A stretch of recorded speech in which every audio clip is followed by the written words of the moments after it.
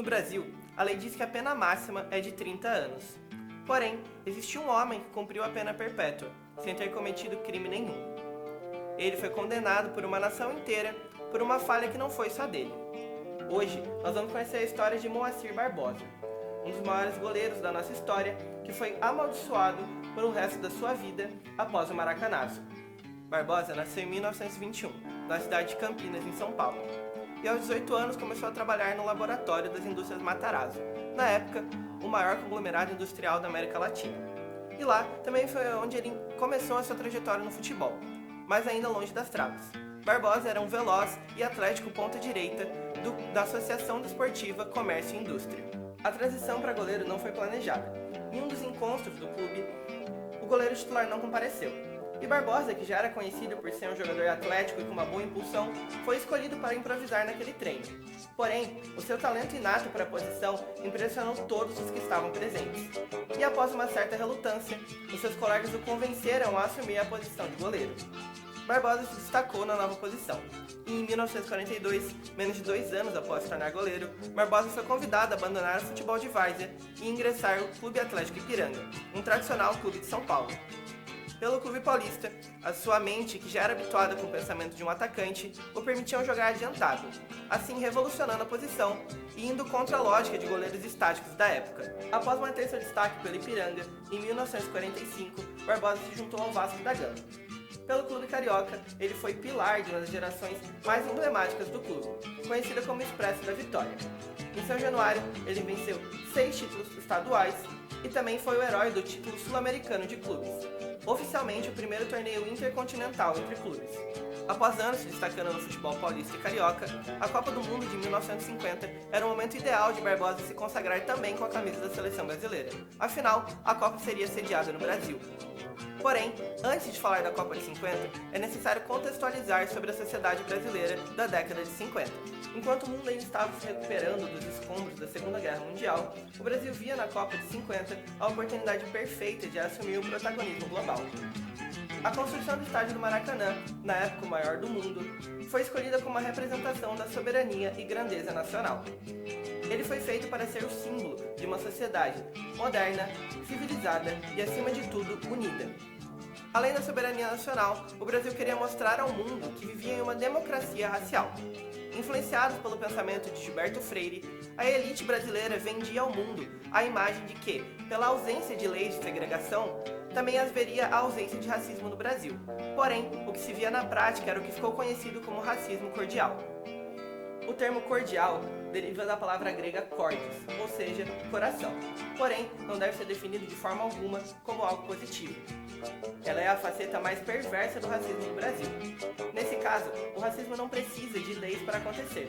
Ele acontece em uma relação próxima entre brancos e pretos, porém com uma hierarquia definida. Nesse caso, os negros são celebrados na culinária, no esporte, na música, porém sempre são mantidos longe dos espaços de decisão. Abdias do Nascimento, no livro O Genocídio do Negro Brasileiro, diz que a palavra-senha do imperialismo da brancura responde a apelidos bastardos, como miscigenação, assimilação e aculturação. Porém, embaixo dessa superfície teórica, permanece intocada a crença na inferioridade do homem africano e de seus descendentes. No futebol, o negro era visto como um símbolo da brasilidade no esporte. Porém, a sua aceitação era condicionada ao sucesso absoluto. Enquanto vencia, o negro era a prova da democracia racial do Brasil. Porém, caso falhasse, ele se tornava o álibi perfeito para a volta das teorias de inferioridade biológica que o Brasil ainda não havia abandonado. Voltando então à Copa do Mundo de 1950, o Brasil vivia uma expectativa que não poderia ser maior para o primeiro triunfo da seleção brasileira. A imprensa da época, especialmente a rádio, que vivia sua época de ouro, desempenhou um papel incendiário na população brasileira. Locutores e cronistas criaram uma narrativa épica, onde os jogadores eram vistos como os heróis imbatíveis e os símbolos de uma nova era. E à medida que o torneio avançava, o desempenho avassalador da seleção brasileira aumentava ainda mais essa expectativa. Resultados como 7-1 contra a Suécia e 6-1 contra a Espanha criaram uma narrativa de já ganhou. Prepara o tiro e atira, gol! Gol dos brasileiros! Gol brasileiro! E então, em 16 de julho de 1950, chegou o grande dia da final contra o Uruguai. No dia anterior, o jornal O Mundo foi publicado com a manchete "Os campeões do mundo" e uma foto da seleção brasileira. Há boatos que o treinador uruguaio, no dia do jogo, levou essa manchete para o vestiário e os jogadores uruguaios urinaram sobre ela. Oficialmente, 173.850 pessoas estavam no Maracanã naquele dia. Porém, estima-se que mais de 200 mil lotavam as arquibancadas do Maracanã. O clima era de carnaval antecipado, com figuras políticas já tratando o Uruguai como um mero figurante. O Brasil jogava por empate, porém a característica daquela equipe comandada por Flávio Costa era o ataque avassalador. Já o Uruguai, comandado por Juan Lopes, montou uma estratégia de contenção física e psicológica. O primeiro tempo terminou sem gols, porém, para a torcida brasileira era apenas questão de tempo para o Brasil iniciar a goleada. E aos 2 minutos do segundo tempo, Friaça abriu o placar. O estádio foi em festa e a torcida brasileira acreditava que a sua expectativa havia se confirmado. Aquele seria apenas o primeiro de uma sequência de gols que viriam a seguir. Porém, os uruguaios não se abateram e mantiveram um jogo duro. E aos 21 minutos, após jogada pela direita de Guidia, Scafino recebeu o cruzamento na área e completou para o gol. O estádio ficou em silêncio. E apesar do empate ainda favorecer o Brasil, aquele foi o primeiro momento que a torcida brasileira se questionou se o título realmente era inevitável. Faltando pouco mais de 10 minutos para o fim do jogo, aconteceu o lance que jamais sairá da memória do povo brasileiro. Alcides Guidia, sim, novamente ele, recebeu a bola pela direita e avançou para o ataque. O goleiro experiente, Barbosa, atento ao lance, se adiantou para dentro da área. Afinal, ele havia acabado de tomar um gol em uma jogada similar e sabia que a intenção era o cruzamento na área. Porém, o atacante Guidia, também experiente, percebeu essa movimentação do goleiro e a brecha que se abriu entre ele e a trave esquerda. O chute foi seco e rasteiro. A bola tocou o gramado e deslizou para dentro do gol. Barbosa, ainda num movimento desesperado, tenta alcançar a bola, mas ali já não havia mais volta. La corrida va avanzando, livre, atira, gol do Uruguai! Gol do Uruguai! Gol do Uruguai, Guidia! Gol do Uruguai, Guidia! Gol do Uruguai, Guidia! Gol do Uruguai! Não é possível! Gol do Uruguai, Guidia! Após o lance, o estádio mergulhou em um profundo silêncio. E esse silêncio não foi causado apenas pela ausência de som, mas também pela manifestação física do sentimento de luto da torcida brasileira. Após o apito final, o goleiro Barbosa não apenas voltou para casa, ele entrou em uma cela invisível que o acompanhou para o restante de sua vida. Barbosa relatou um episódio que foi o símbolo de sua dor.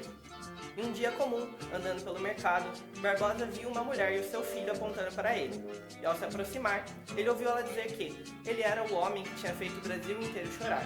Naquele momento, Barbosa percebeu que ele não era mais o ídolo do Vasco, mas sim o grande vilão da seleção brasileira. E a própria seleção brasileira, por quem Barbosa tanto defendeu, também o abandonou.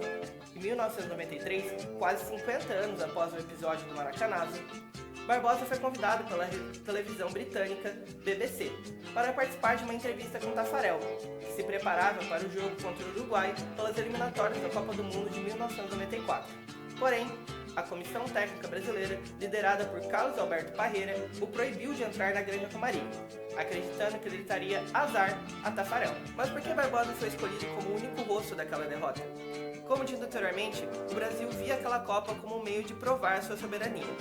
E com o fracasso, precisaram escolher alguém para crucificar e não assumir o papel de um erro coletivo.